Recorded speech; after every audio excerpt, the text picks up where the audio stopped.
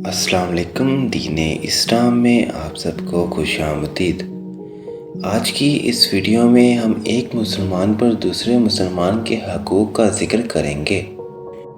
اسلام نے تمام مسلمانوں کو آپس میں بھائی بھائی بنا دیا۔ ایک کی تکلیف دوسرے کی تکلیف ہے اور ایک کی خوشی دوسرے کی خوشی ہے۔ ارشاد باری تعالیٰ ہے، خدا نے مسلمانوں کے دلوں کو جوڑ دیا۔ اگر روئے زمین کی ساری چیزیں بھی خرچ کر دیتے تو ان کے دلوں کو نہ ملا سکتے۔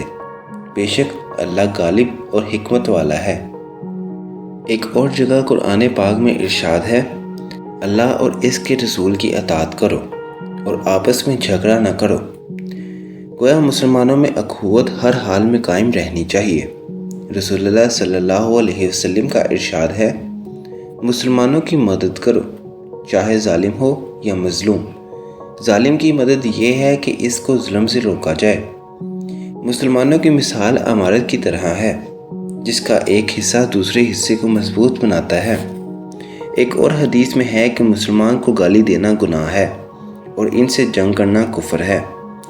آپ صلی اللہ علیہ وسلم سے پوچھا گیا، سب سے اچھا مسلمان کون ہے؟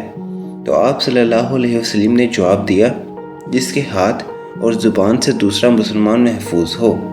ایک حدیث میں ہے کہ ایک صحابی نے ایک کافر سے جنگ کی۔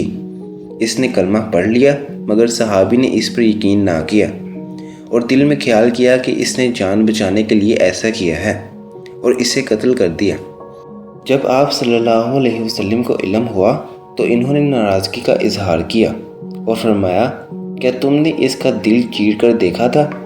اسلام نے مسلمانوں کو ایک دوسرے کے لیے بہتری کا حکم دیا اور حسد اور بغض سے منع فرمایا، اور ایک مسلمان پر دوسرے مسلمان کا خون حرام کیا۔ رسول اللہ صلی اللہ علیہ وسلم نے فرمایا، ایک دوسرے کے عیب کی جستجو نہ کرو۔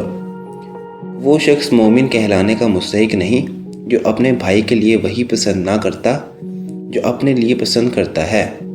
یہاں تک کہ ایک مسلمان کو دوسرے مسلمان سے 3 دن تک قطع تعلق رہنے سے منع فرمایا۔ اسلام نے ایک مسلمان پر دوسرے مسلمان کے 5 حقوق رکھے۔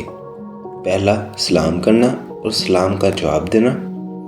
جب چھینک آئے تو الحمدللہ کہنا اور اس کا جواب دینا۔ دعوت قبول کرنا، مسلمان کی عیادت کرنا، اس کے جنازہ میں شرکت کرنا اور نیک مشورہ دینا۔ اسلام اور آپ صلی اللہ علیہ وسلم کی ان تعلیمات کی وجہ سے مسلمانوں نے پوری دنیا پر حکمرانی کی، اور جب مسلمان ان تعلیمات سے غافل ہوئے تب ان کا زوال شروع ہوا۔ اللہ سے دعا ہے کہ اللہ پاک ہمارے دلوں میں محبت اور ایک دوسرے کے لیے ہمدردی پیدا فرمائے۔ مزید ویڈیوز کے لیے دین اسلام کو سبسکرائب کریں اور بیل آئیکن کو پریس کریں۔